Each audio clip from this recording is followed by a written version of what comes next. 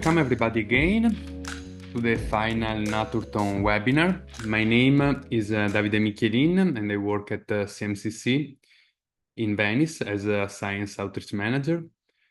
Today I will wear the hat of the Communication Officer of NATURANCE project, and I will be moderating this session.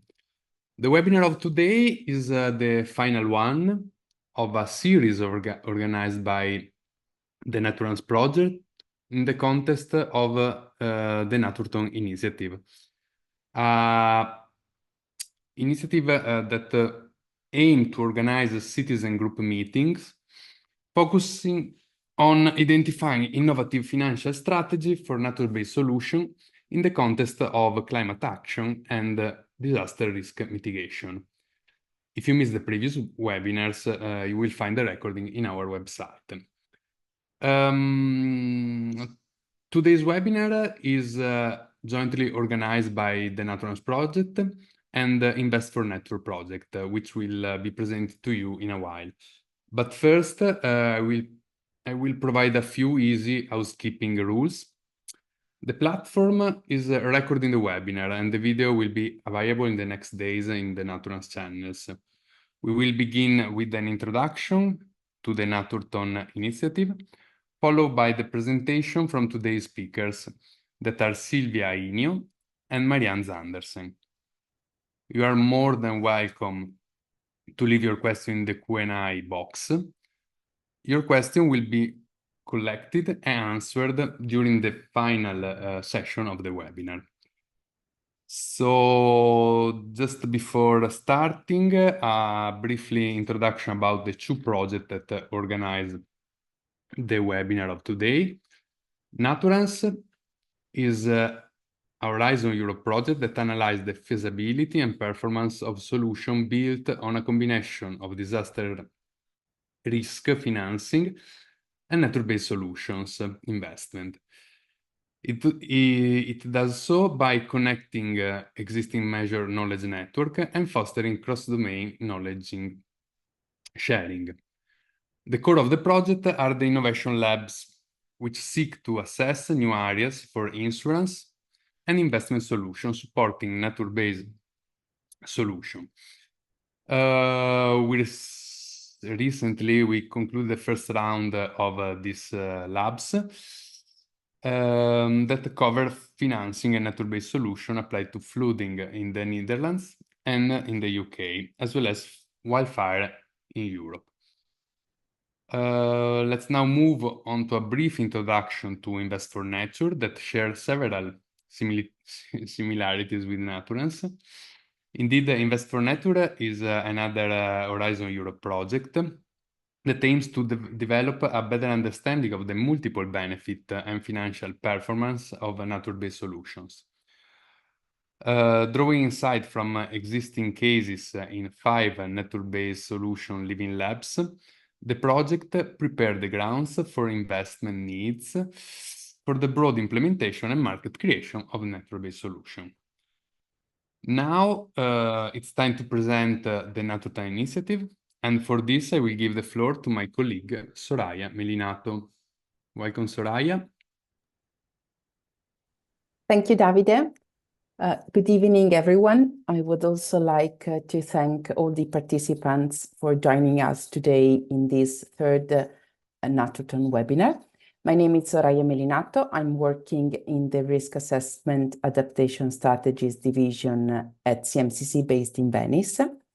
And in the next few minutes, I will introduce you to the Naturethon initiative, and I will share with you some information about the project that we are running and for which we have organized this series of interesting webinars. So Naturethon supports the creation of citizen groups aimed at discussing nature-based solutions and their applicability to disaster risk reduction and climate change adaptation in local communities. The idea behind the concept of Naturethon is to link nature-based solution to the development of innovative ideas from the local communities, In fact, the name and the design recall the Climathon events by Assonance. Indeed, underlying the idea is the objective to stimulate active participation with the goal of gathering innovative ideas on the implementation of nature-based solutions and their fundability strategies. Next slide, please. But how it works? In this slide, we can have a sort of preview of the timeline of the process. Now we are approaching the end of the process, but still you can have the opportunity to enroll in the supporting activities. You have the opportunity to discover the contents of the digital library dedicated to the project with several digital contents, such as podcast videos, and interesting editorial insights, such as reports and articles. Moreover, the Finance Innovation Festival that took place on May 23 and 24, for those who were unable to attend it, on the NATURANCE website, there are videos and materials of the sessions. And lastly, the webinars that represent an opportunity to explore topics related to nature-based solutions and their application in the context of disaster risk reduction. Regarding this, I will provide more details in the next slide. So after assimilating new knowledge and new insights, what we are asking is for you to encourage your community and circle of knowledge to engage in a discussion on the topic of nature-based solution, leading to the development of nature-based solutions application idea. Next slide, please. So regarding the webinars, we have already launched 2 successful webinars, one in June and one in July.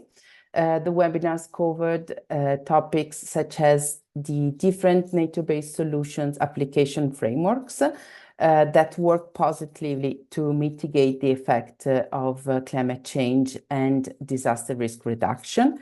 In addition, the topic of the climate risk insurance market was explored, particularly the relationship between nature-based solutions and insurance. And today, the third webinar, that we are going to see topics ranging from an overview of financial instrument to an in-depth look at the social and economic value and benefits of nature-based solutions. So in case you were unable to attend past webinars, please visit the project webpage where you can find the direct links to the videos. Next slide, please. So this slide is meant to be just an example of how the process for the nature-based champion could be structured. So a reflection and a discussion within the community with respect to how nature-based solution can work to reduce the effect of climate change in their territories. And as mentioned before, sharing this idea can be a simple photo with a few lines of descriptions, as in this example, or a video or a presentation. Any format is allowed. And in conclusion, yes, thank you. We invite you to visit the project website and register and submit your idea. The best inspiration solutions will be rewarded by NATURANCE recognitions and inviting the representatives of the teams to high-level project gathering. And this is all for my side. It's over to you, Davide. Thank you. Thank you, Soraya. If anybody has a question, please leave them in the Q&A box. And now we will delve into the today's topic, This webinar discusses financing frameworks with an impact, drawing special attention to the social value of a nature-inspired solution, for adaptation in the urban environment. The first speaker of today is Silvia Ainio. Welcome, Silvia, and thank you to be here today. So, Silvia is a climate policy expert specialized in international climate negotiation and sustainable finance. She currently serves as the lead climate finance expert for the Italian Ministry of Finance under the G7 presidency. But previously, she worked for the European Commission and other international organizations. Last but not least, Silvia, she's also an adjunct professor at the Science Po in Paris, as well as an European Climate Pact ambassador. Silvia, the floor is yours. Thank you very much, Davide. So the first part of the webinar today is going to be focused, as was already introduced by the speakers, on the side of financing nature-based solutions. And on this, we're going to focus specifically about the challenges of how to make nature-based solutions attractive to the private sector. So obviously there are clear benefits to nature-based solutions, but the path to financing them is not very straightforward. I will start with the second slide. In this one, you'll see the definition by the IUCN about nature-based solutions. Broadly, well, obviously, to take a bit of a step back, what nature-based solutions can be defined as are actions to protect, conserve, restore, and sustainably use the ecosystems in a way that addresses social, economics, and environmental challenges, while also benefiting human well-being and biodiversity. What's important is that there needs to be this mix between basically the use of nature and natural functions of healthy ecosystems. And on the other hand, any action that simply minimizes humans' impact on nature, that doesn't have this ecosystem aspect, for instance, reducing waste or decreasing the use of water, are not considered nature-based solutions. What's important is that as a central feature of nature-based solutions is the concept that they can deliver a range of positive outcomes or co-benefits alongside their intended outcomes. At the same time, I put here one definition, but there are a lot of definitions currently, more than 20 actually, of what is an NbS, a nature-based solution. Each are varying with scopes and emphasis. For instance, some are limited to solutions that are based in functioning ecosystems, like nature-derived, like wind and solar energy, or nature-inspired solutions as well, would not count in this context. Now, what's important to know is that at the moment, there's quite a hype around the concept of nature-based solutions, while there's no one definition. They are now considered, in a way, super solutions to climate change, because research is showing that they could provide 1/3 of the carbon mitigation needed to meet the goals of the Paris Agreement. But obviously, they don't only have this climate impact within it. So there's projects, for instance, coral reef protection and restoration, or groundwater conservation, that could provide valuable benefits for people and ecosystems without having a specific goal to mitigate greenhouse gases emissions. So what I wanted to do is to start with the next slide by giving you one very concrete example of an NbS, just to recall for the ones that are not as familiar with them. So here we're looking at the Seychelles archipelago in East Africa, where flooding and erosion, which are caused by rising sea levels, are posing an immediate threat to the country's low-lying island. And at the same time, the mangrove forests are disappearing. So it's been estimated that around 70% of Seychelles mangroves have been destroyed.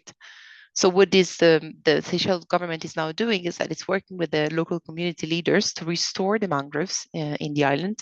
And this is not only for protection against rising seas, but what is being shown is that mangroves can store about 2.5 million tons of CO2 equivalent. This is like around taking off 500,000 cars off the road for a year, helping to fight climate change. And they also provide a breeding ground for fisheries. As some of you might know, they're a very potential foster biodiversity, and fishery is in turn a sector that contributes to 1/5 of the country's GDP. So as you can see, this is a type of project that is harnessing the power of ecosystems, the ecosystem in this case of mangroves, to benefit in a way to GDP, so people, employment as well, nature with biodiversity, pitfalls and impacts, and climate at the same time. Going to the next slide, we will see several guiding principles of NbS. Going quickly through them, the first one is about embracing nature conservation. So what's important is preserving the ecosystem.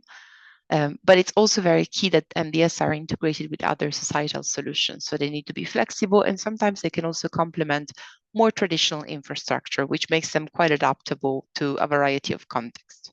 What's important is that the solutions depend on site-specific natural and cultural context, such as in the case of the Seychelles that I explained before. So it's also tricky in a way because what works in one region may not work in another. Then another key principle is that they produce societal benefits in a fair and equitable way. And these benefits should be shared among all, and particularly vulnerable communities that are at the forefront of climate change. And they also maintain biological and cultural diversity. The solutions are applied at a landscape scale, so they work best when they're applied over large interconnected ecosystems. And what is a crucial consideration is that they recognize and address trade-offs between short-term economic gains and long-term economic systems. This could mean that they prioritize sustainable development, for instance, over immediate profits to ensure long-term ecological health. And finally, it's essential that nature-based solutions are an integral part of the overall design. What this means is that they cannot be seen as an afterthought, but they need to be planned from the start in the development process. For instance, in the context of Seychelles, they're part of the growth of the island. There's a lot of considerations with the work that is being carried out by the local community about the consequences that replanting and supporting mangrove restoration could have on the island. So on the next slide, we will see basically that all of these are slides to define in a way nature-based solutions, but also to show that NbS offer a wide range of risk reduction benefits. For instance, the first kind of range of benefits that could be taken into account are the ones of, as I said, risk reduction by basically acting as natural barriers to biological and physical properties of natural features like wetlands, forests, and coastal ecosystems. For instance, mangroves, going again to this example, they protect coastal areas from storm surges or from sea level rise. Forests can reduce the risk of landslides and flooding. And these type of natural systems, they also reduce risks of environmental shocks, and they can support communities to adapt to climate hazards. But this is not the only type of benefits that NbS brings. So not only reducing risks, but obviously they bring also benefits related to biodiversity, to climate regulation, to thriving livelihoods in a way, so supporting local economies. They support tourism and recreation, and they can also contribute directly to food securities, especially through practices like agroforestry, sustainable agriculture, and fisheries management. This means that there are, risk benefits, but there's also quite a lot of additional benefits that are brought within. Now, on the next slide, what it's key and what I wanted to get to with this introduction is that these benefits, they're not straightforward yet. I think this could be added to the title, to raise private capital, because while they're a relatively new concept, they also involve very high risks. So all these projects that in a way they bring so many joint benefits, on the one hand, risk reduction, but also biodiversity or employment as well, in a way also like could be direct benefits to the GDP growth of a country. They also require large upfront investments with payoff profiles which are in the medium to long term. Remember, I mentioned earlier that this is because even the concept of nature-based solutions prioritizes sustainable development long term versus short-term gains, short-term returns. The investments that need to be done tend to be very illiquid. The projects are typically in very high-risk sectors and high-risk locations as well. They're exposed to commodity fluctuation, sometimes to land tenure issues, and also foreign currency, political, reputation risk. There's a lot of issues, let's say, related to the risk perception of the private sector in this. So because the return on investment is not yet evident, basically the commercial mindset thinks traditionally that this is not worth the high transaction cost and risk. And there are sectors with clear revenue streams like agriculture, forestry, and fisheries, but perhaps others could not generate income in the traditional sense, like the one of mangrove restoration. So what happens is that transactions, they're often very much taking place within the private sector and the donor sector, and dominated by public funding. So what we see in the next slide is that, as I was just saying, public funding is very much dominating financing for nature-based solutions. So only around 3% of projects have been found overall. This is actually a statistics in the EU to finance, basically to be financed by private sector, which indicates a significant gap in private investments. They're also based on small scale, they're not large scale projects. So data again from the EU shows that 72% of projects, they cover areas that are less than 1 kilometer square, and 81% of investments cost of less than 10 million, which obviously adds to what I was saying about the high transaction costs that are linked to this, because they're just tiny investments and they're often not worth for large investors that want to engage in those type of solutions. There's also a considerable portion of them that cost below 1 million. And then lastly, the current rate of NbS implementation is very slow. In most ecosystems, the scale of NbS projects over the next decade is expected to be far lower than their potential, which means that while NbS have immense possibilities for the time being, they're being underutilized, which is partly due to funding limitations, actually. So it's a sort of vicious circle. And there are a lot of challenges of scaling up those projects.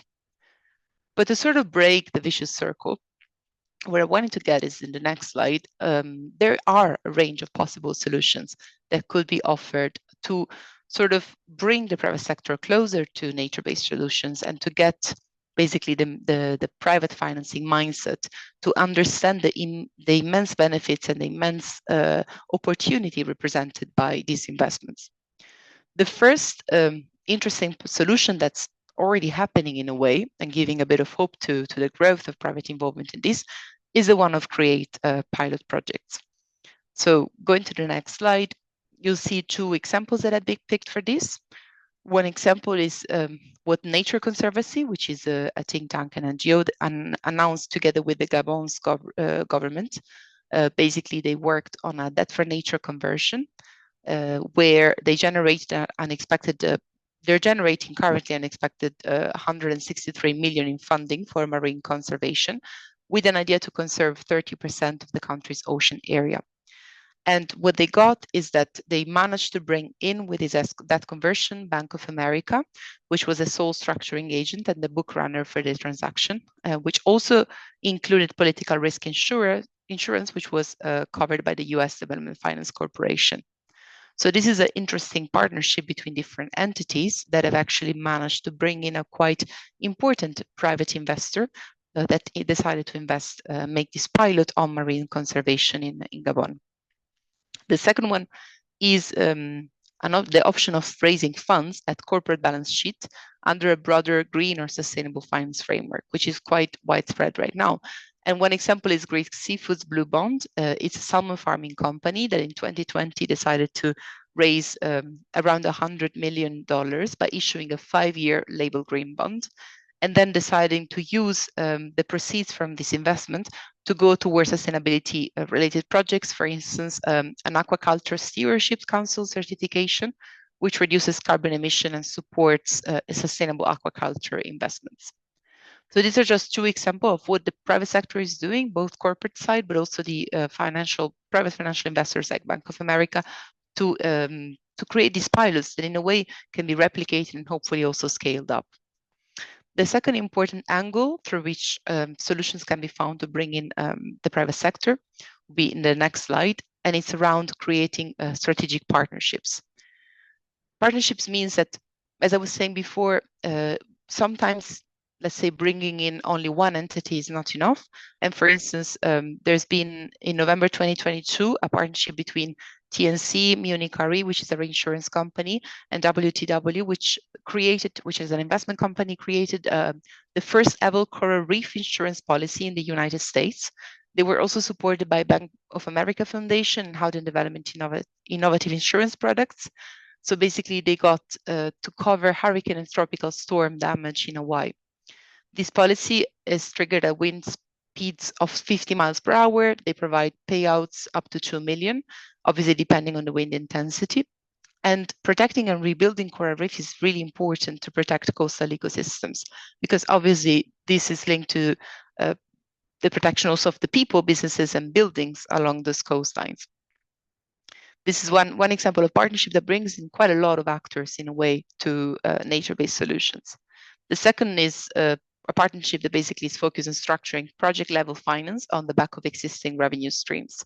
So in this case, the Commonwealth Bank in 2023 entered into a strategic partnership with a plant nutrition company called Arilef Agritech to finance a pilot program that aims to generate soil carbon credits. Carbon credits are actually quite an interesting sort of tool to mobilize nature-based solutions. And under this financing term, basically the bank has prepaid for the Australian carbon credit units that will be delivered over 5 years. And this revenue stream basically will support the investments into agriculture-related nature-based solutions.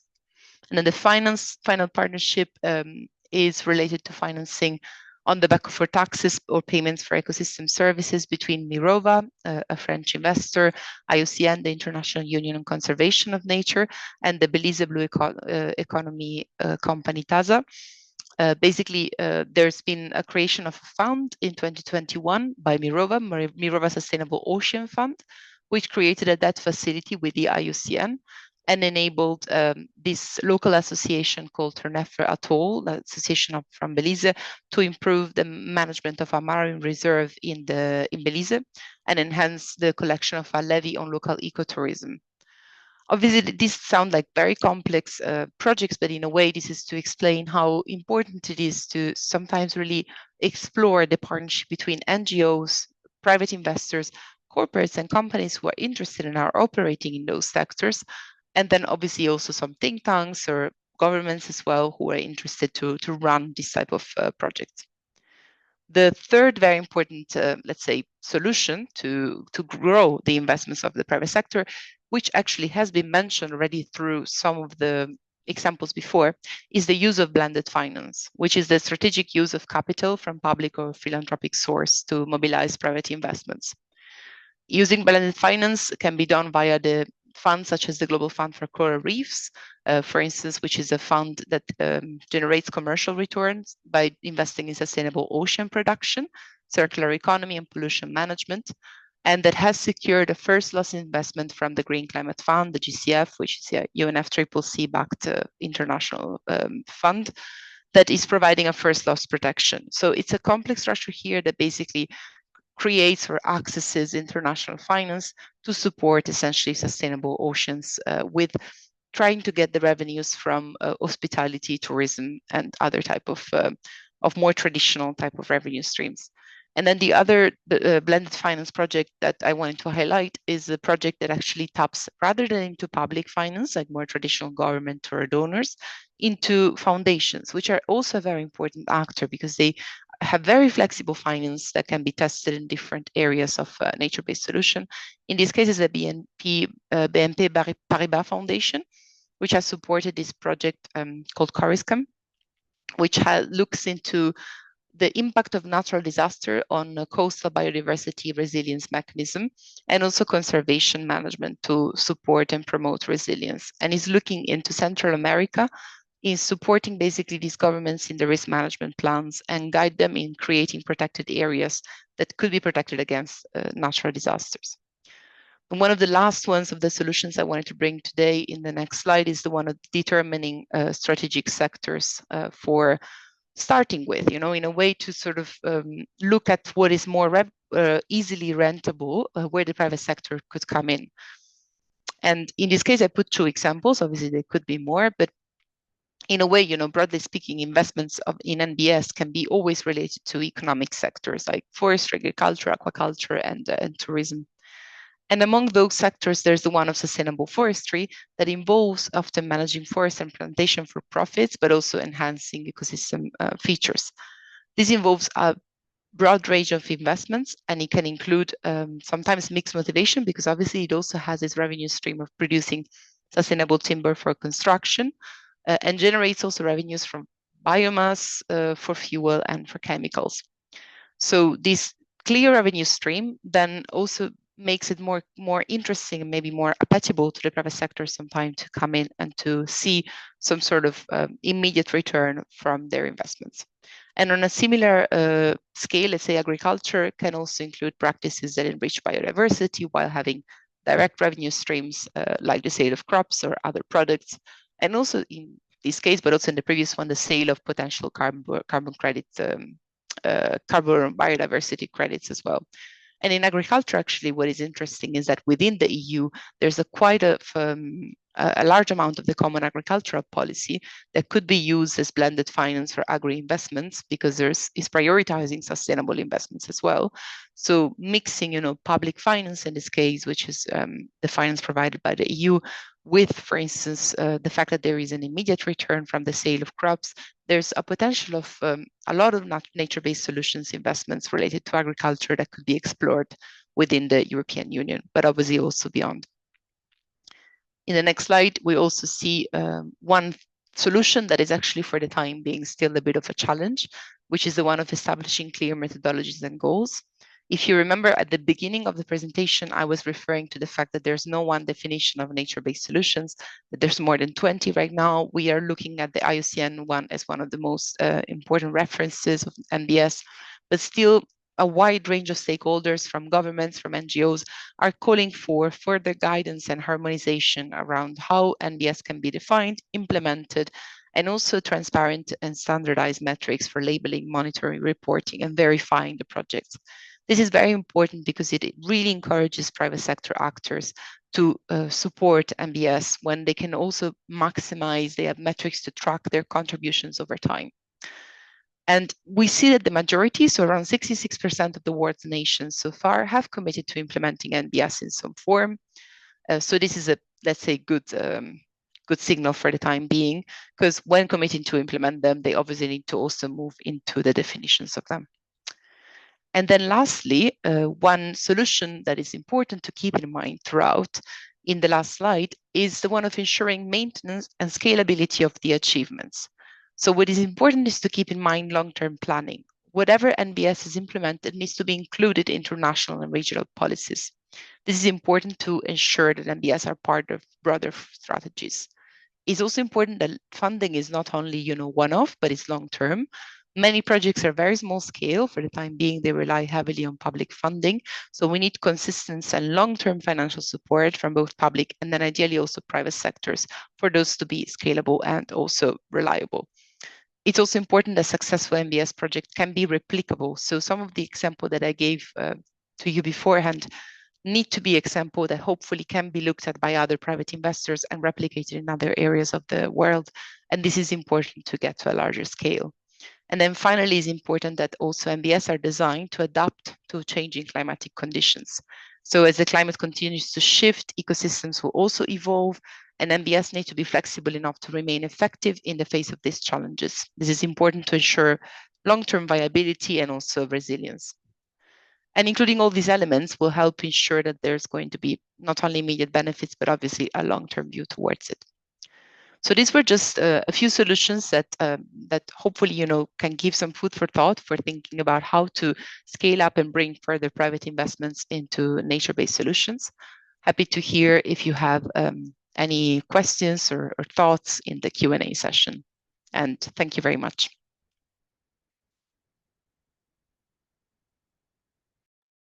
Thank you very much, Silvia, for this all-embracing overview.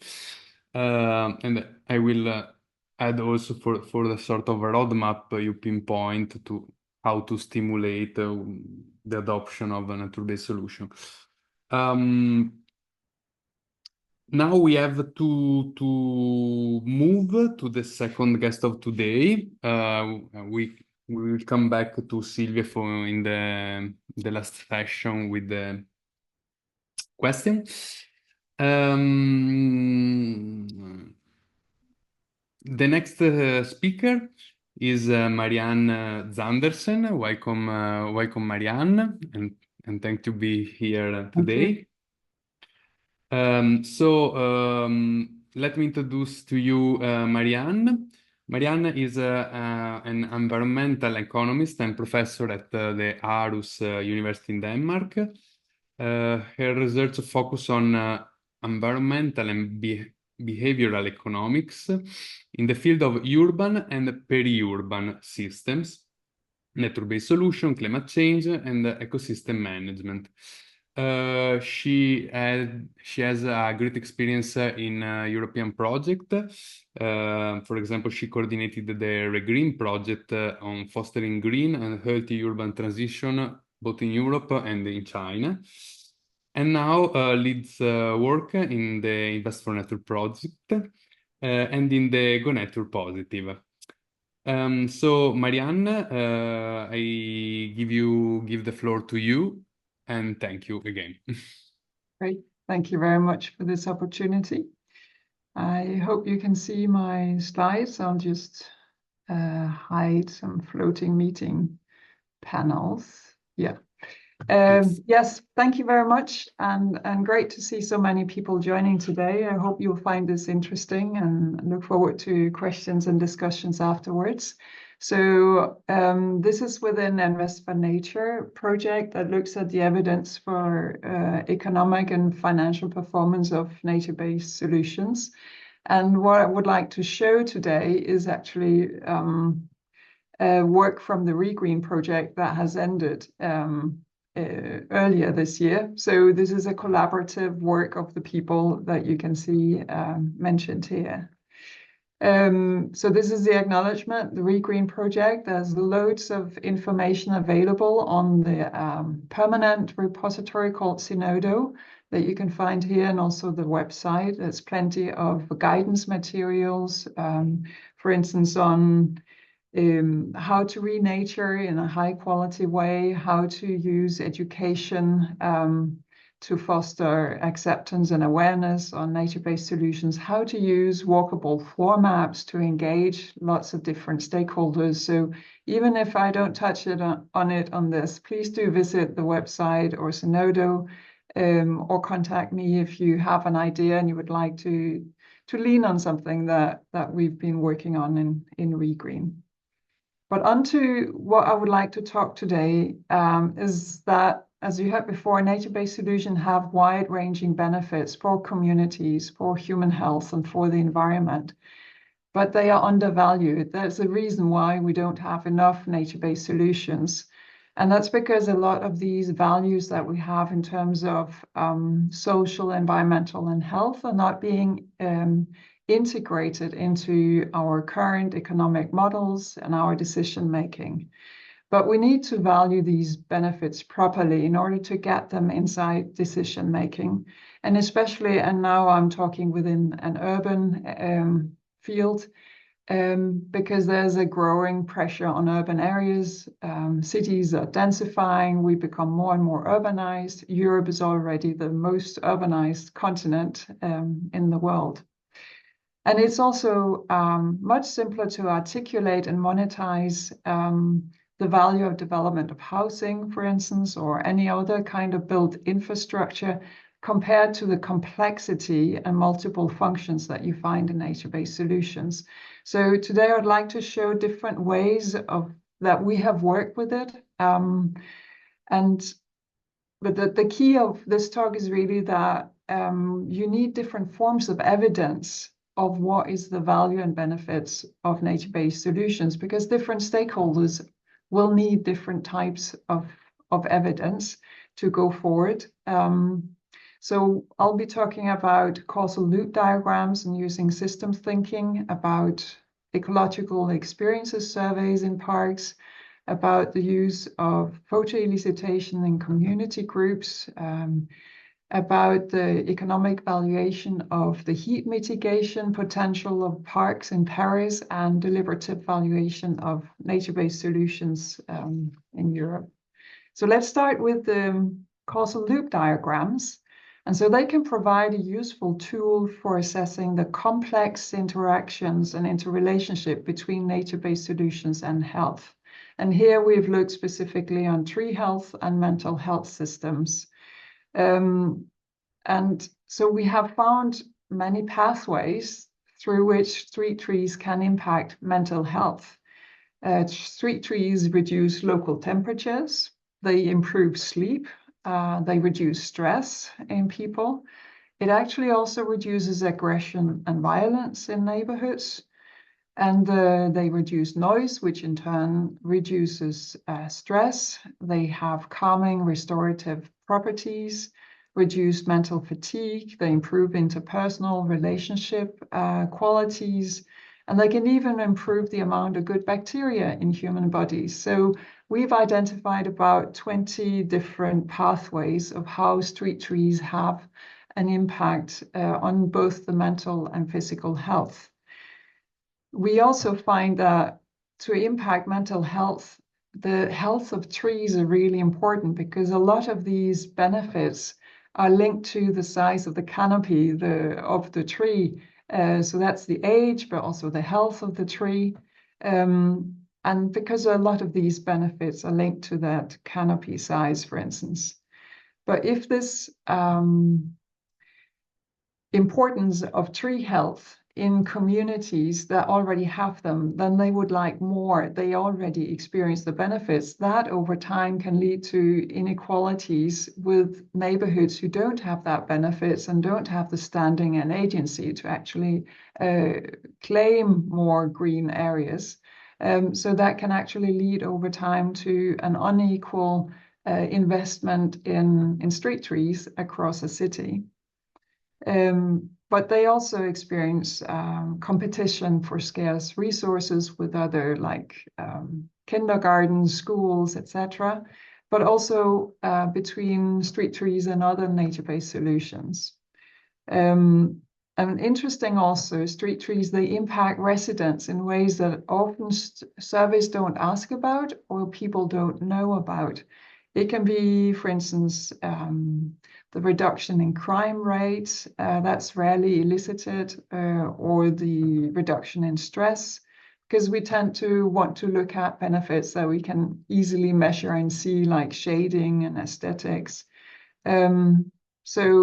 And there are some benefits that are difficult to perceive at an individual level. So that also leads to, in many surveys, that we actually undervalue the impact of street trees.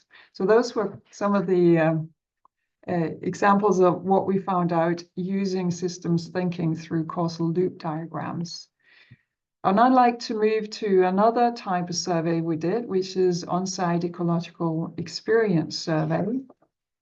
And here we went into 13 parks in 3 cities in Europe: Paris in France, Aarhus in Denmark, and Velika Gorica in Croatia. We captured around 600 respondents, and we looked at the impact of NbS on how residents actively engage in or interact with the parks to better understand current experiences. And that can be very useful for cities and community groups alike to integrate these results and design and push for more green parks, for instance. And this is available from the website. So some of the results we found here is that there's a large variability across parks and cities in terms of how long people spend in parks. For instance, students and families with children and those who travel by car and have a purpose tend to spend more time in parks. And those who have a high frequency, so how many times over, for instance, the 14 days, is primarily retired and self-employed, and those where going through a park is part of the journey. It's low for those with children in households. It makes sense. You have a lot of other things to attend to, so you don't go as often. Those on business visits and tourists, and those who go by bicycle or car, they don't come as often, but when they go, they stay longer. And this shows really that there's generally a complex picture in terms of how and who use public parks. We also use the principal component analysis to look at the motivation for using and going to parks, and we found 7 archetypical visitors, again underlying that urban parks are really multifunctional for many different users and many different people.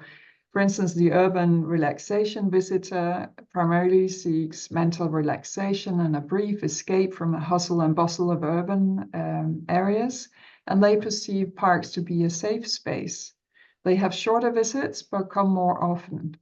The affluent activity visitor is well-educated, financially affluent individuals. They value an active and physical engagement in parks. And that's really driven by a desire for physical activity. The community-connected wellness visitor archetype. So this goes across parks and across the 3 countries we looked at.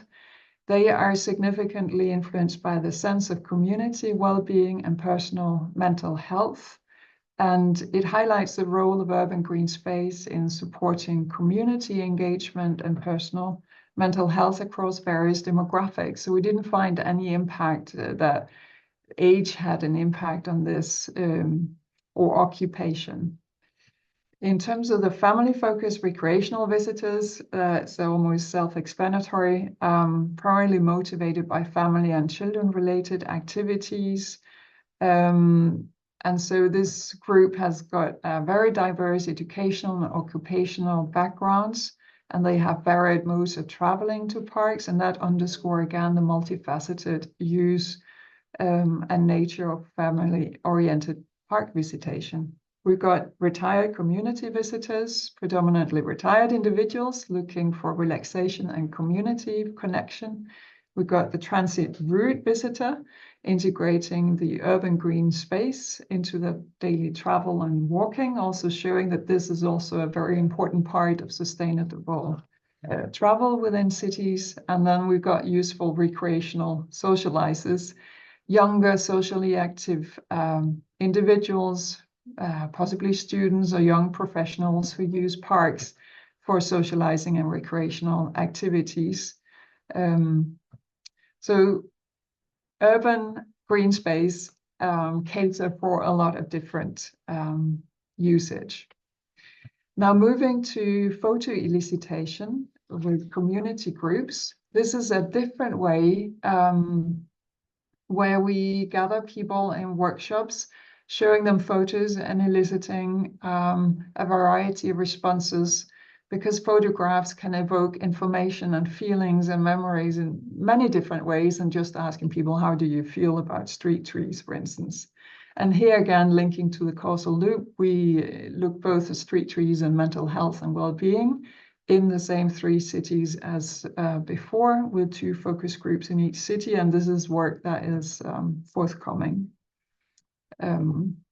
So here are some examples of what these photo elicitation brought about. One is, I remember the whole community gathered to plant these trees.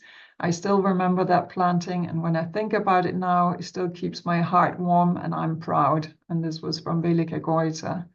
And in Aarhus, it was the sense of following the seasons. That's one of the good things of living in a country where there's a lot of rain and a lot of wind, and you can get to see the wonderful colors in the autumn. So it gives this texturality of and the feel and identity around places. There's also issues around security and safety. In Paris, the focus group, there was a stress on, you can have good green, but you can also have bad green. And very poor districts that are very green, they can feel also insecure if they are not designed properly. There was one example of having to cross the campus at night. If there are a lot of trees, they feel more scared. So it's a lot also about perceived safety, but also about stories of violence that have happened in the past time, and that can deflect people from using areas with a lot of NbS. So And there's also an us versus them, a sense of agency between community groups and the cities, or between people. You can have different opinions on whether you would like a tree or not, but generally there was a positive view on trees, but especially about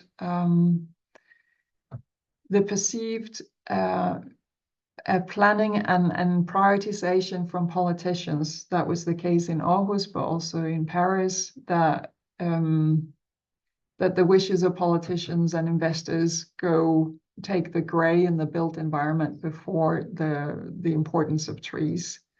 And then also in Aarhus, there's been cases where people don't want trees because they prefer the view over the ocean.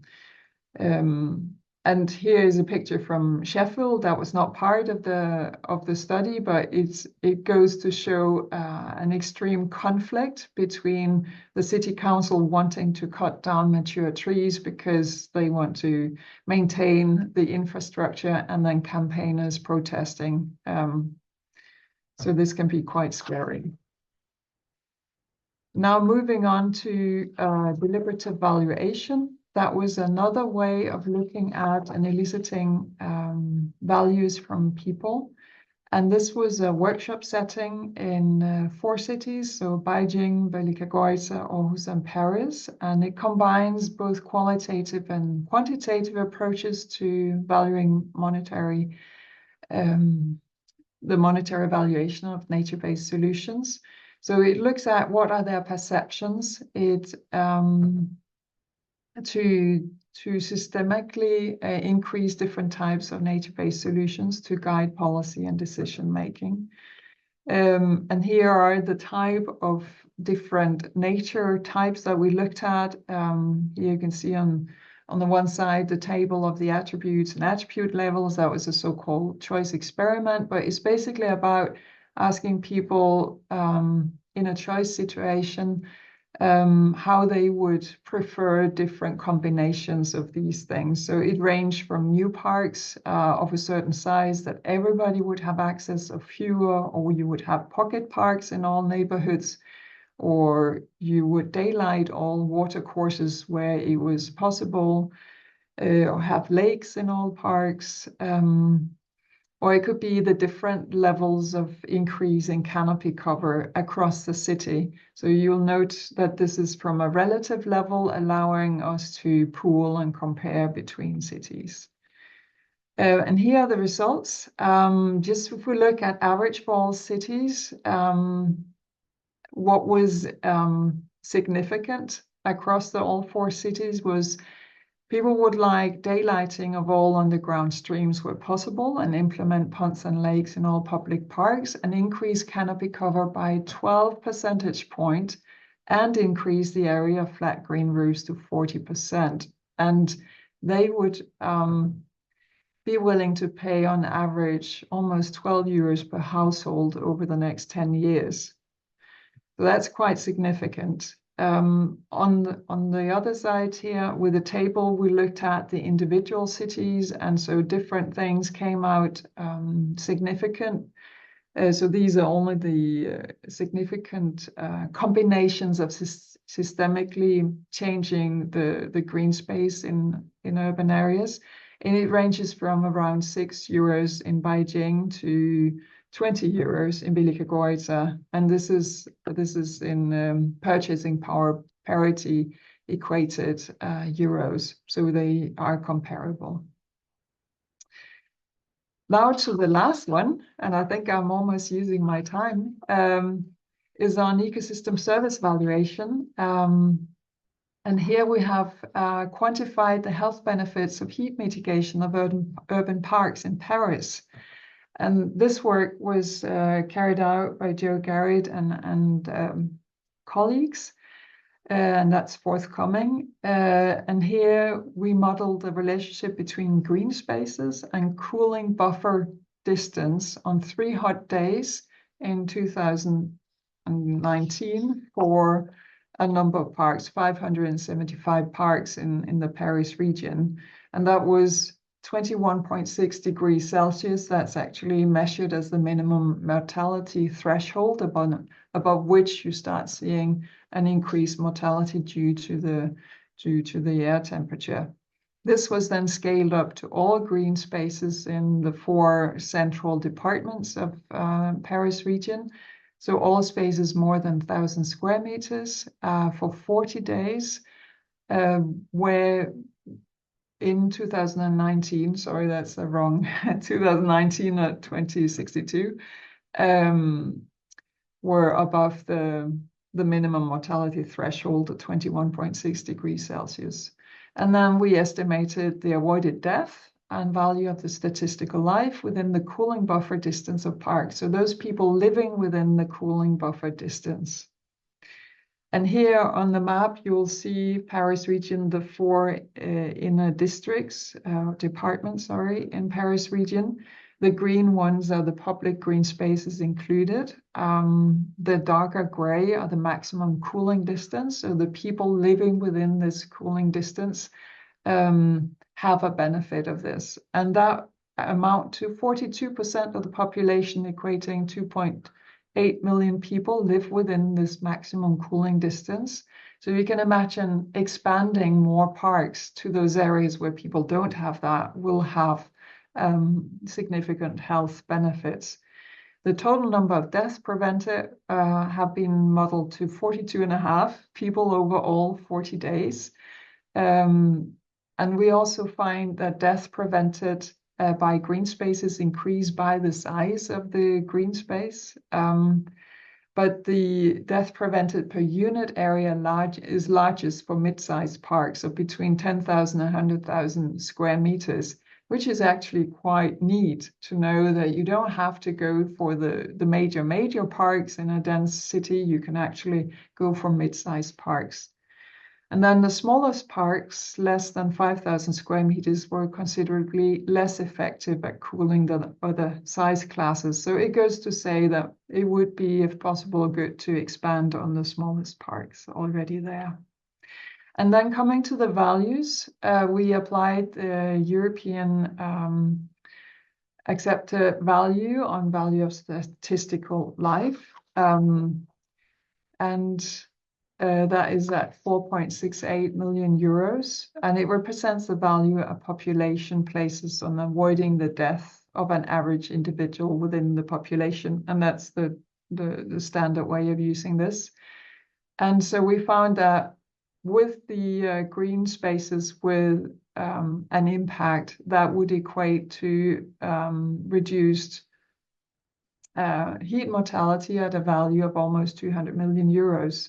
And again, the highest per square kilometer green space is for the mid-sized. And there was an average of 2.1 million euros over the 40 days for those mid-sized parks. And the maximum value found for a single green space was 33 million euros over 40 days in 2019. So it goes to show the significant values at play with nature-based solutions. So the final remarks I would like to say is that, as you heard also before, nature-based solutions are multifunctional, but there's a complex relationship between residents and users and visitors that need to be taken into account in order to design and make sure that it's in the right place and those who need it most have access or can benefit from it. I started by saying that nature-based solutions are often undervalued. So these values I've talked about, the quantitative ones, are not currently being included in decision-making. And we need to value these benefits properly in order to ensure appropriate financing and implementation, and also to withstand pressure on our urban areas. And I hope you've taken a flair for the plural values that we've sought to capture through Regreen. And it requires different forms of evidence: monetary, numerical data, qualitative, the cultural data, and evaluative evidence, where we can look at, has the nature-based solutions had the intended consequence? And finally, different audience need and will respond to different types of evidence. So that's why it's important to have this complexity covered. So thank you very much for your attention. Thank you, Marianne. It's always interesting when we talk about the economic evidence, because we know that it's one of the most problematic topic about the nature-based solution. Meanwhile, arrived a few questions. I will start from the one by Manuel Castillo Duran that asks is for Marianne. How have they considered the presence of fauna in these proposals, their impact in relation to human interaction?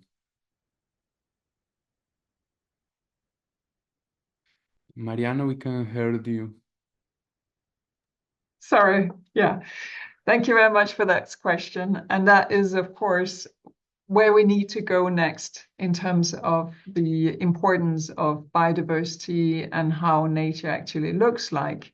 And that has been indirectly captured, for instance, in the photo elicitation, where we have been out in many different parks and different areas of parks, and it has been, people have chosen to be there, but we haven't captured that specifically. In terms of the heat mitigation study, we used the NDVI measure to look at that. It's a different park with a lot of trees or a lot of grass in terms of what heat mitigation capacity a park has. Also, what we didn't look at, and that is again for something new, is different whether a park is round or very long, how big a capacity they have. We looked at remote sensing on the heat mapping of the air temperature of the 575 parks. So through that, we use that relationship to scale up to all the parks in the region. So indirectly we have it, but that would be a next step. And I agree fully that it depends a lot. Is it very wild? Is it very cultured? And again, people have very differing views and aesthetics on this. But I also think that biodiversity has a lot of impacts on things that we don't notice that it has impacts on. And I think generally we need more research on that. I hope that helped. Okay, thank you. Francesca asks to Marianne if the project results are already available, like research papers or deliverable. Yeah.